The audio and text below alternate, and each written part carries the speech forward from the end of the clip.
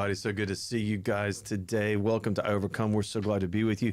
We're not able to be with you the last session of last week. We did Tuesday. We did Tuesday, but we were just too wiped out. It was hard. It was really hard to do that on Tuesday. And then Thursday was just really impossible. We had a really crazy schedule on Thursday. So we've missed you. Glad to be with you today. Yeah, so we want to welcome you today and glad you're here with us. And if you're watching this, if you're watching this content later, we're so glad you're with us. And we want to talk about, what do we want to talk about? We want to talk about a lot of cool stuff that happened to us. So we're recovering.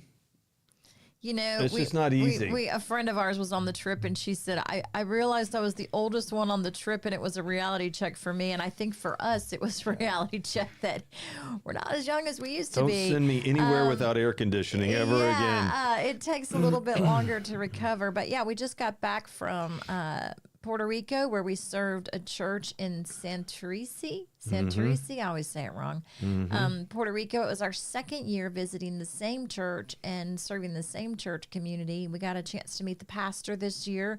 He was away last year with family in Miami, and it was amazing to just see his heart and to see that even though we weren't with him last year, he was able to communicate the spiritual fruit of our time there. Yeah. And so he motivated us as far as his joy and his energy and his desire for his people to create a place. You know, it's interesting. We're trying to push our church beyond the borders of a brick and mortar building. We're trying to push them out into the field.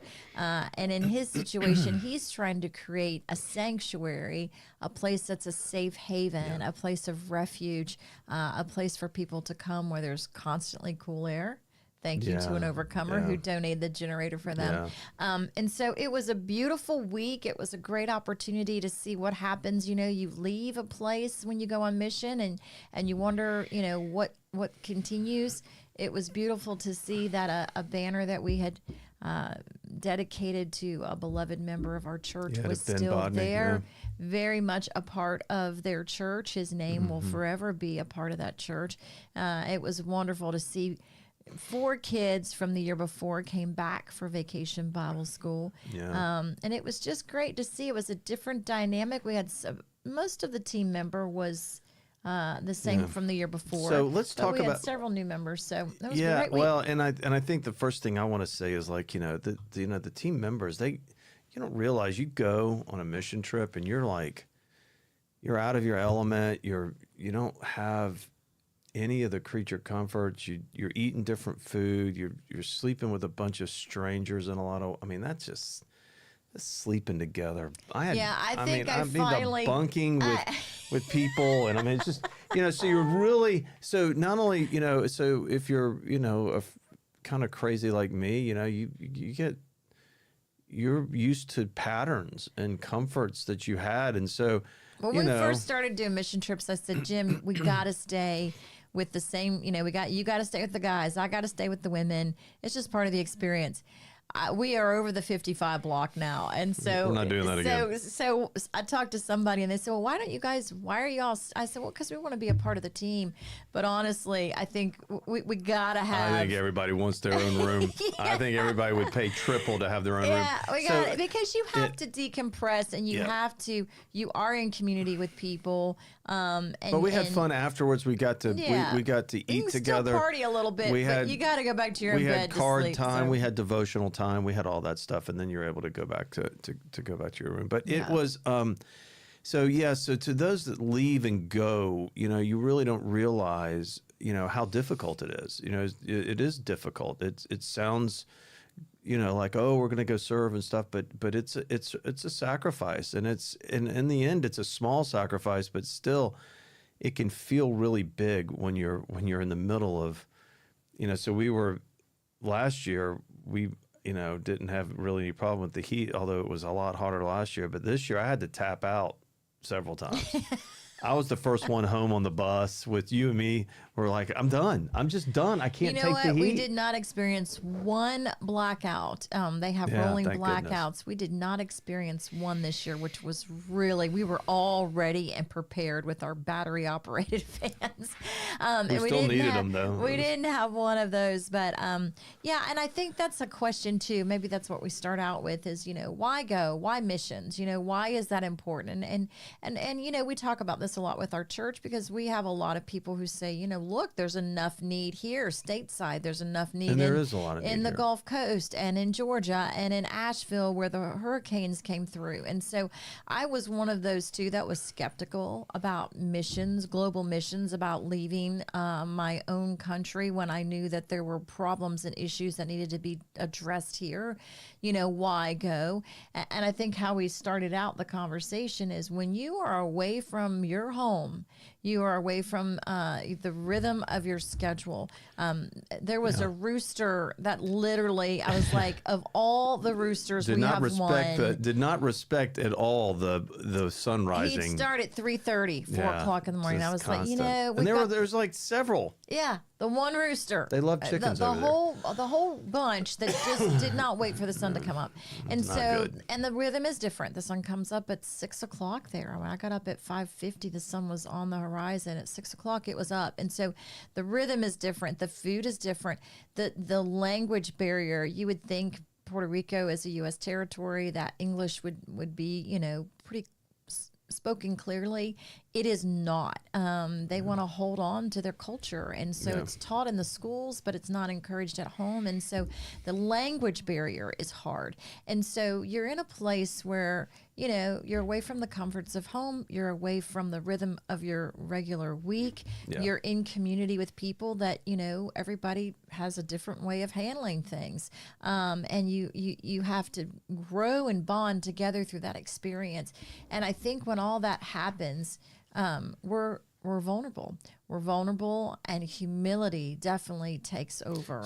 Because your schedule moves too. So then why go? And so why do it? Because Christ calls us to. And so Right. Christ doesn't, he does say in the scriptures, he says, you're going to go spread my name from Judea to Samaria, Jerusalem, or really Jerusalem, Judea and Samaria. I had that reversed. So it's local, it's regional, and then it's worldly. And so, he's and not everybody goes because they're not called to go. There's some people not called to go, and some people go and they figure out that's not my calling. I'll sponsor somebody. I'll sponsor somebody, yeah. And they come back and go, I can just do something locally here, and that's perfectly fine.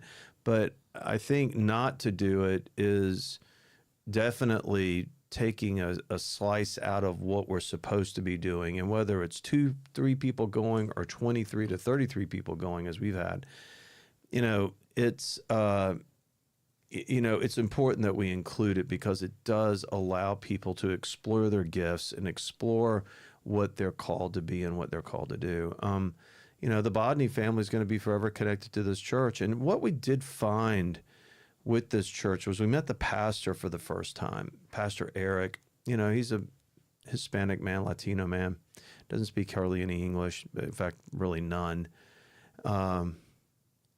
But he really does he have a beautiful smile. He's got a beautiful heart, a beautiful spirit, and he really did connect us with what we were doing.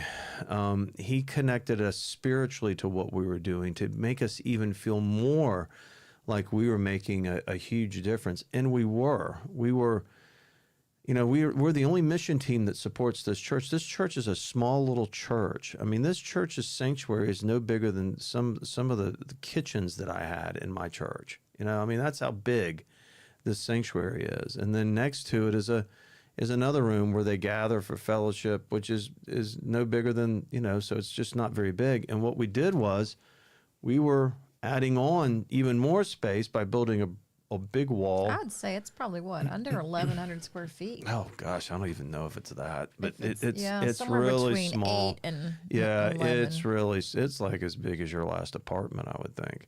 So maybe that was 800. Yeah, it's probably 800 to 1,200 square feet. So, But we're adding on another section outside where they're going to put a roof on it. I'm sure we're going to be doing that next year, but we're creating space for them to do ministry so that they can invite people to do ministry. That might be your all guys team that maybe goes over in November or December and gets that roof up on there. Yeah, that's true. Yeah, so I would hate to think that would sit another year. Yeah, well, I have a feeling it probably will. But their church, they just don't have anybody. They sit in just a depraved part. It's poor. It's economically poor. It's dangerous. They've got a lot of criminal elements in there. And they're trying to and I asked Stephanie, this leader, she said there's a few other churches, but not many in this massive area. And so they're trying to be a light and a beacon. And, again, it's just the work we did, again, coming up alongside of a group of people that needs help. They know they need help. They've asked for help. They're an older congregation, very few young people, and they're trying to be obedient. And I think that just for me is what really made this trip for me even bigger and more important, was that we saw he connected the history of the church. Now we were a part of their history. I think that was what was so beautiful. Because when he was talking about he really made the church and how it started and where it came from and the parts and the pieces of it, and what he was leading up to is that we are a part of their story. Yeah. And I think that's what's so important. And I think that's what we love so much about these mission trips that we take.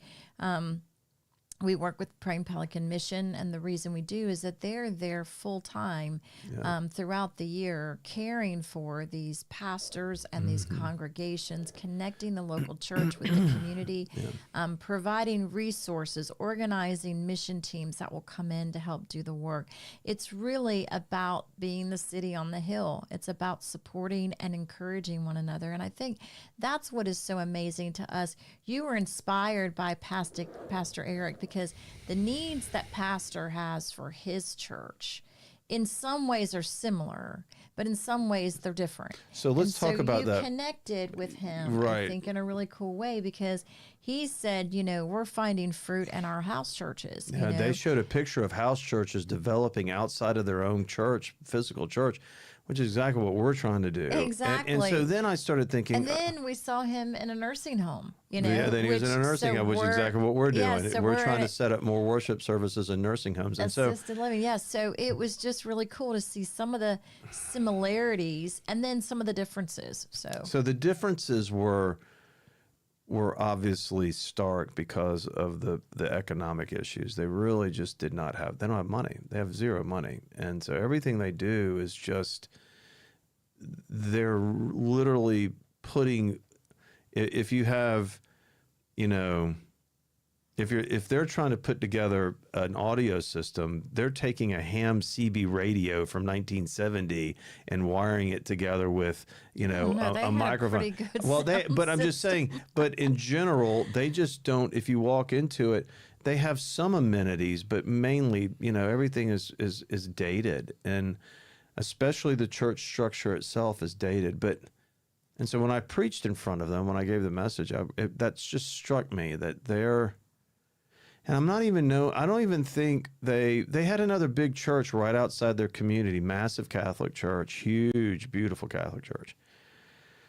And I'm so sorry. I didn't mean to yawn. Oh my God, that's so bad. I should have cut away.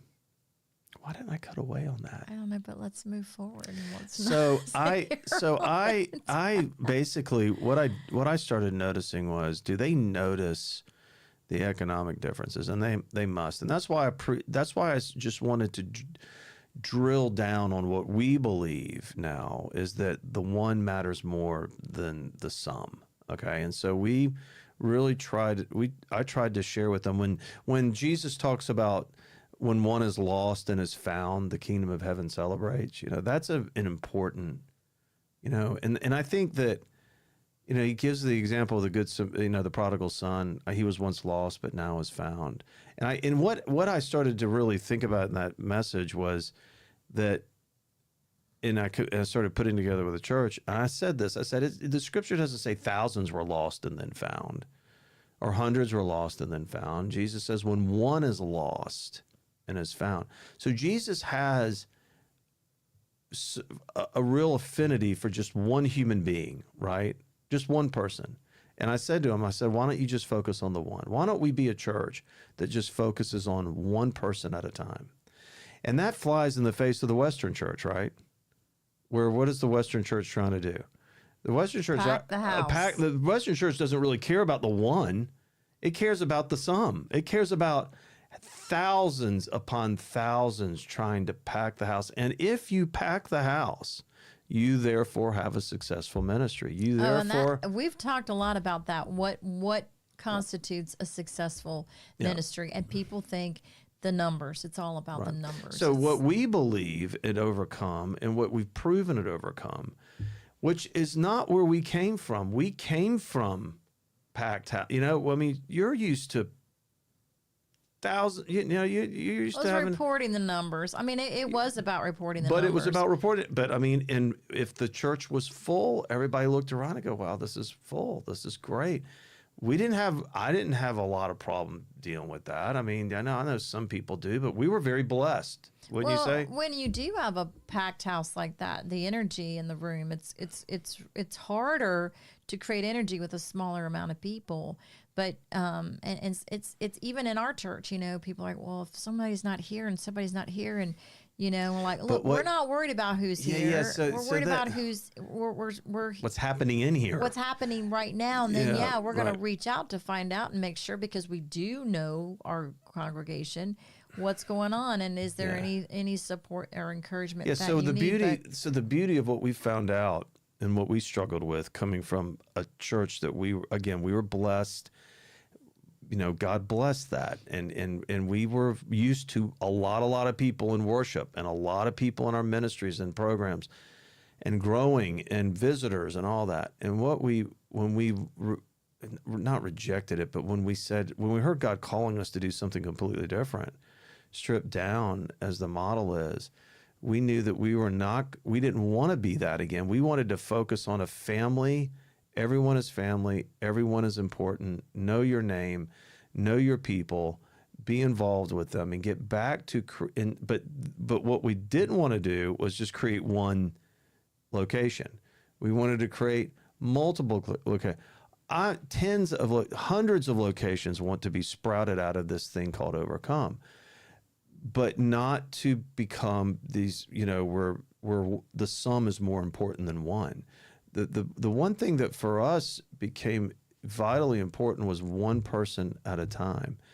Now we've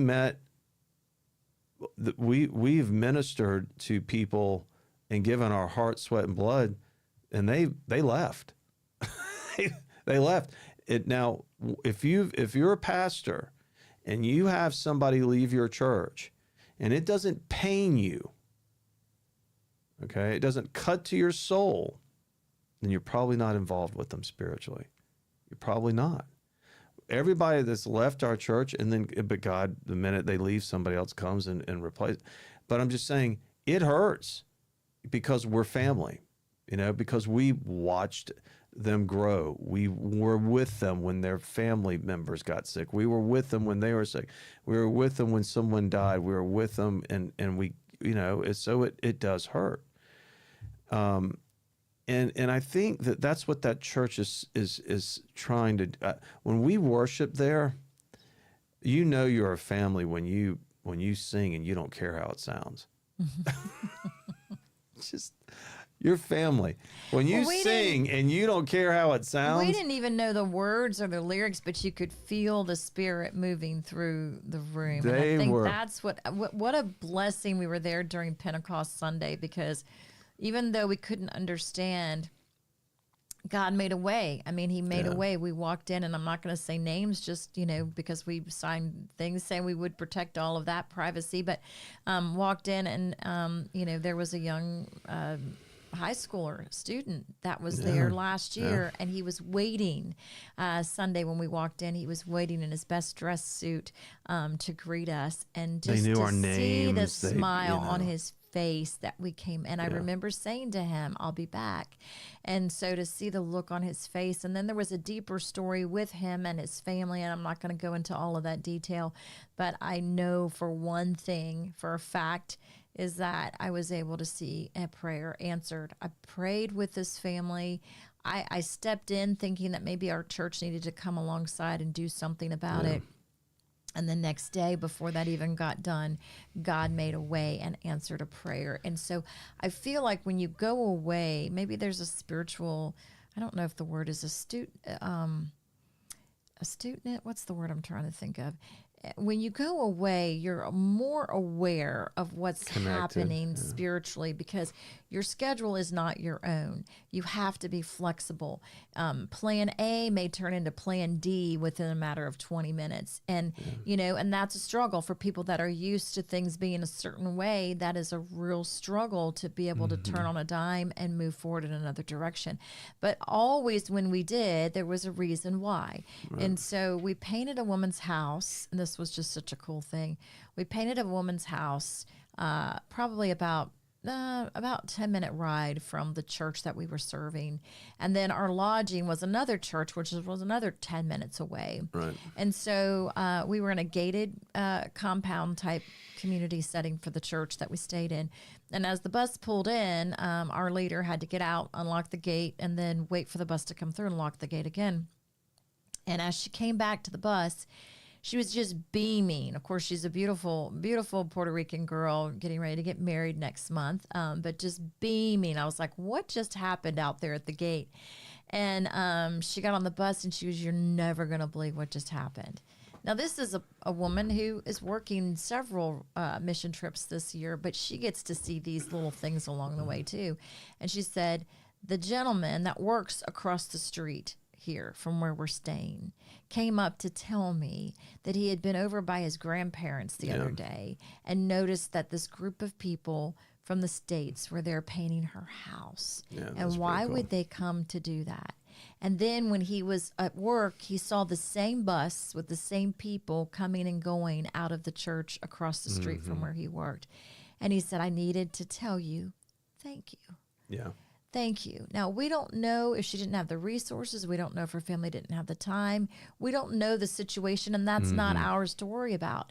The fact was we were put in front of this family, and their son saw how the Lord moves. Now, I believe in my heart that that was a seed that was planted in that young man's life, that maybe if he's walking with the Lord, it affirmed that to him. Maybe if he's not walking with the Lord, it opened a little bit of a part of his heart to say, is this what Jesus makes us do? Does Jesus make us do these things? Get on a plane, fly to a place far away from home, and paint a stranger's home. And so I think that's the Matthew 25 passage, is when did you do these things? You know, right? And I think there's where everyone has to really be critical of themselves, because if you're not careful, if you're not critical of yourself in your walk, what you'll do is you'll walk the same road every single day. And that's sort of what we talked about Sunday, but you're walking right now the same road that you walked yesterday, the day before, the day before. You get off your road when you go on a vacation. You get off your road when you decide to do something different, and travel. But Jesus instantly, when he met the disciples, he didn't go, by the way, you're a sinner. You're a horrible person. I'm here to save you. The only thing Jesus said was what? Follow me. First thing he said was follow me. Come, follow me. So having a relationship with Jesus is so important that when Jesus says, follow me, the relationship did not send them back into their routine. The relationship with Jesus actually made them leave their families, made them leave their work, made them leave everything. They would find out it turned their world upside down. And so the mission trips are just a small way in which your world gets turned upside down. You leave your routine, you leave the structure, you leave all this stuff, and you follow Jesus. But Jesus, Monday through Saturday, what we want to do is challenge you is to say, how can your world get turned upside down every day, right? I mean, isn't that what it is? I mean, every day, our world should be, our routine, our calendars, our appointments should be in jeopardy because we decided to follow Jesus, And when we follow Jesus, and we're really following Jesus, he knows you have responsibilities, he knows you have a job, he knows you have a family, but somewhere, somehow, he's trying to turn your world upside down. Well, I think we're taught that, we're taught to take care of ourselves. Take care of yourself. And I saw some of that on the trip. That's a natural tendency to say, well, I can't do this because of this, or I don't want to do this because of that. And I'm not getting on a ladder. I'm not getting on a ladder. Yeah, I mean, so you do stretch yourself because, big time. there's a team that's needing your help. And I know the one day I tapped out, I felt bad because several of us tapped out and left one person on a wall by herself painting. And, I had a pang of regret. I didn't. I did. I was like, I shouldn't have left. I should have kept on. But what it did, that whole process it humbled me to think about how often do we put our needs, our wants, and our desires ultimately first. Yeah. And then we say, okay, well, I serve a God that I never see him moving in my life. Well, not when you're holding on to it so tight. Not when you're not allowing him to break in. Right. And so I think there's a breaking that happens when you do serve in community, when you're away from home, when you're in a land where you don't speak the English, you don't know what the food's going to taste like, you don't have those creature comforts. There's a breaking that happens because I think we build a wall up around our heart and our mind and our spirit. And, we're like, as long as we're good, we're good. Don't mess with my good. I'm good. The truth of the matter is we live in a world full of brokenness and sin and sickness and disease, and your good's going to crumble one day. It's going to crumble.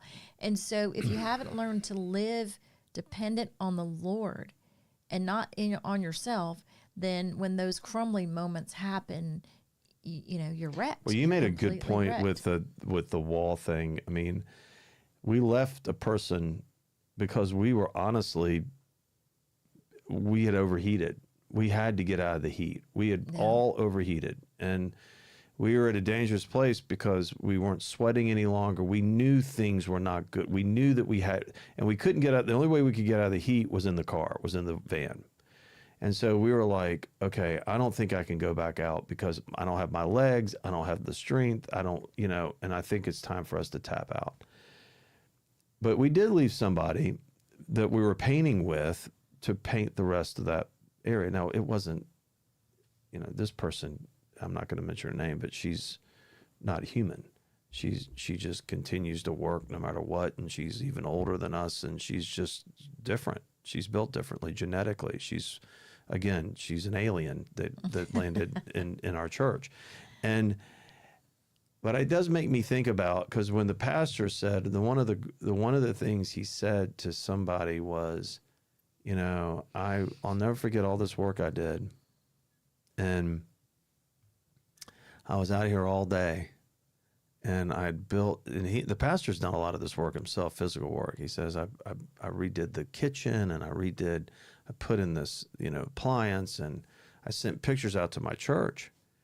And there was a place where, I wanted, I believe in my heart when we do that, we're asking, God is asking you, the pastor was working on the wall, metaphorically. We were working on the wall metaphorically. And I think there it convicts us all. How are we being called to be a part of that wall, in the building of that wall? And I think at Overcome, what's very special is that the wall that we created in the atmosphere that we've created, and really, instead of creating the I'll do it for you, everybody knows that parts of the wall are different. Somebody's going to do the physical work. Somebody's going to do give the money to buy what happened. Some people are going to encourage. Some people are going to pray. And the wall is a very beautiful thing when you know that everybody is participating in some way in it. Our job at this church is to encourage everybody to participate in the wall, you know, in the building of their church. Our job at Overcome is to get everybody to understand that it takes everybody to participate in building the church and being a part of it in some way. Jesus is trying to get everybody to understand it takes everybody from Jerusalem to Judea to Samaria to build the wall, you know, to wall's metaphor, by the way. We're not trying to separate, but to be a part of the building of the kingdom, you know, and that if we're stuck in our ruts, if we're stuck in our own stuff every single day, Jesus is just, he can't use you. He can't use your gifts to get out and go forward and move on. And I think that's, you know, and I have to admit, I've left people on the wall because of my selfishness. I've left people to do the work that I should have been doing. I know that people have left me thinking that it was my responsibility to do it. And, you know, they said, well, that's what we pay them for. You know, I'm just going to no, everybody is a part of this. Your God right now is calling you right now. There's something being demanded of you at this very hour that Jesus is saying, I want you to focus on, I want you to do, whether it's to give forgiveness, whether it's to ask for forgiveness, whether it's to help, whether it's to shape, whether it's to fill the hole with love and peace, and whatever it is, it's being asked of you right now. That's and right. You got to figure it out what it is, because I'm going to tell you, you're going to blink, another week's going to go by, another month's going to go by, another year's going to go by, and you miss out on those opportunities. So I want to thank again our team that went. I want to thank our church that just supported it to no end. I want to thank you for a great Sunday. You guys showed up and just worship. And I think maybe I want to loop back around. Just as we end, I'm going to tell you what we found out moving from a larger church to setting up smaller churches. The Holy Spirit, when we worship at our locations, is palatable. I mean, it is absolutely some of the most beautiful times we think, okay, well, how are we going to do it with 30, 40 people? Well, I mean, the music, to the message, to the laughter, to the joy, all of a sudden it seems like the smaller the crowd, the more people get vocal. You know, I mean, the more people start to participate, the more people during the message, people just will, like yesterday, you know, what was up with one of our members just does hesitate to add to the message just perfectly, you know? I mean, they're like getting into they're preaching during my preaching. And so I'm going to tell you, man, that's been some of the greatest joys I've had has been in those small worship services with you guys. I think what we're not trying to do anything new. We're trying to do what was originally designed. I agree with that. Yeah. Because if you read Acts 2, and it's interesting trying to communicate the language that is literally written in Scripture to a world that has got an idea, a certain image or an idea of what church looks like because of what it looks like right now, is very challenging. We're using a language that's like, well, you know, I had somebody who said to me, you know, well, how do you know the church is growing? I don't see new people. I'm like, yeah, but we're populating in different areas because we are multiplying in different areas. And so you don't see them.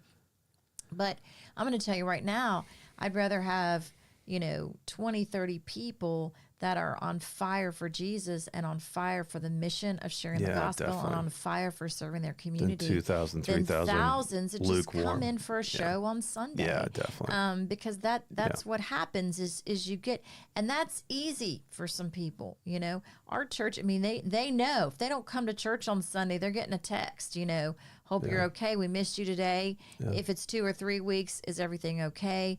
If you want to be seen and you want to be known by your pastor and your leadership team, that's why we keep it small. And I said, when I was in a large church, we were always trying to figure out how to make it feel small. When we were in a small church, we were always trying to make it feel like it's big. Yeah. And so the truth of the matter is that our matrix is really not the kingdom of heaven matrix. Yeah, kingdom of heaven matrix is the one. You make a great point though, and I don't mean to interrupt you, but it is the one. And what happens is in worship, God is focusing on one. When you go to worship, worship is about an interaction between you and God, not about the guy next to you. His interaction is between him and God. And so when you're and what happens, unfortunately, in worship today is we get this overload of our senses and emotions. You know, we saw a preacher on YouTube or on Facebook the other day, just whooping it up. Do you remember that?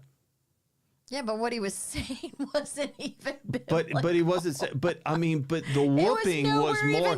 But the whooping was more important than the actual message. It was. And it was so emotion. it was about emotional. Stoking the emotional fire. And I think that's important at sometimes. But at the same time, what if you stripped all that down and just went to to hear a message, sing some songs, acoustically, and just allowed the one, which is our Lord, to focus on the one, which is you, and have that interaction without all that other stuff. And it's a lot like, how do you love your spouse when you're on the Scream Machine? Remember the Scream Machine at Six Flags? How do you have how do you have a conversation with your spouse when you're on the Scream Machine? You don't. It's impossible. It's impossible. And so we've created this Scream Machine moment in worship where it seems to be almost impossible to hear our Lord, to speak to our Lord, to have our Lord speak to us.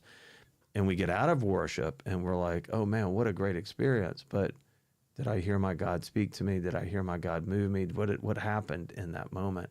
And so it's something to think about, because not only is it just that 1 hour that is important to really be critical of when we go to worship, but I think it's just sort of it is sort of a description of the rest of the week for us. We're constantly seeking the experience.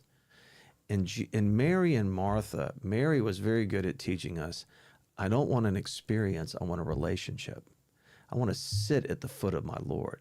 I want my Lord to teach me. I want my Lord to I want my Lord to pour into me. I want my Lord to prune me, to nurture me, to shape me, to sanctify me. And so, when we start to seek that relationship, that follow me moment, that off my track moment, off my road moment into a different place, I think we really see the world differently and people differently. We even see worship differently. Well, I mean, I'll never forget a large church I served as somebody was in a meeting and was consistently complaining about worship. It was one thing after the other. And after the meeting, it was, I took a chance because, they may have complained about me after I had the conversation, but I felt like I needed to have it. And so I said, can I talk with you for just a minute? And I said, I've noticed that worship seems to be an issue right now, whether it's this or it's this or it's this or it's this. But every time we're in a meeting situation, this seems to be an issue. And I said, it could be that God's stretching you and growing you, and maybe you've outgrown, this church. Maybe it's time to move to another location and you're not getting, or there's a possibility it could be the posture of your heart. Mm-hmm. And that just flew all over him, didn't it? No, it didn't. And so, there was a risk with that. But, if you have a problem with your brother or your sister, right, you're supposed to address your brother or sister. Supposedly you are. And so I was trying to be loving in the way of saying, maybe examine your heart, because if you're focused on the worldly aspects of what's happening in the worship environment, then you're missing the heavenly moment of connecting with community with your God in worship, and maybe you're missing it. Maybe you're missing the thing, And so it took about 3 months, and they said, well, ever since you said that to me, I've started looking at my time in church differently. I was missing the whole reason why I was here. I was identifying everything on a worldly plane, and I wasn't really truly worshiping my God. And so I think we can do that with everything in our life. We can move through our schedules and our life and our day and, do things the way that we want to do it, when we want to do it, how we want to do it. And we don't sacrifice anything. And when we sacrifice, even if it's just a little bit of time to have a conversation with somebody, or a little bit of time to serve someone, or a little bit of time to give something of yourself, take time to write an encouraging. That's what part of this ministry is to encourage those pastors. They pour in 24/7. And, people talk about this a lot.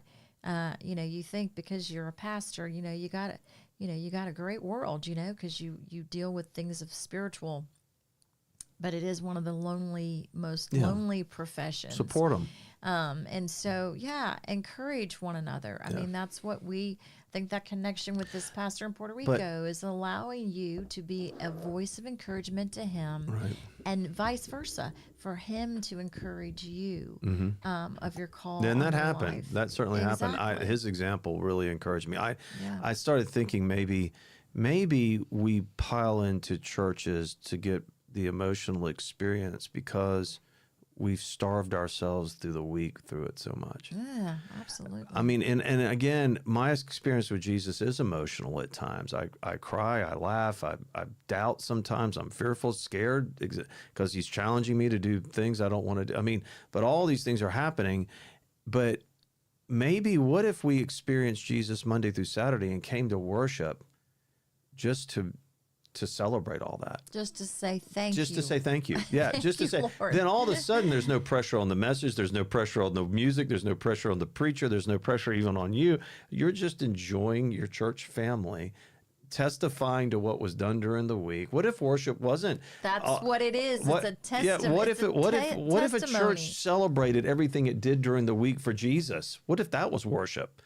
That's what the disciples, I know that's what the early church was doing. They were celebrating, look, we had 20 people baptized. We had, we had all these people, serve over in Ephesus. We had all these people, walk over to Judea and, and give their resources. I mean, and they sang hymns and they had a message and they just thank God for each and every day. I mean, I don't know, that maybe that's the challenge for us all, I mean, that we really think about, as we move from, as we've just done a small mission trip in Puerto Rico, maybe it's just a bigger thing that we're really, Jesus is asking us to look bigger and deeper into our relationship with him. How much time are you spending with him? How much time are you really talking to him and praying with him? I know for sure. I mean, one thing, we don't have a building because that building becomes the golden calf.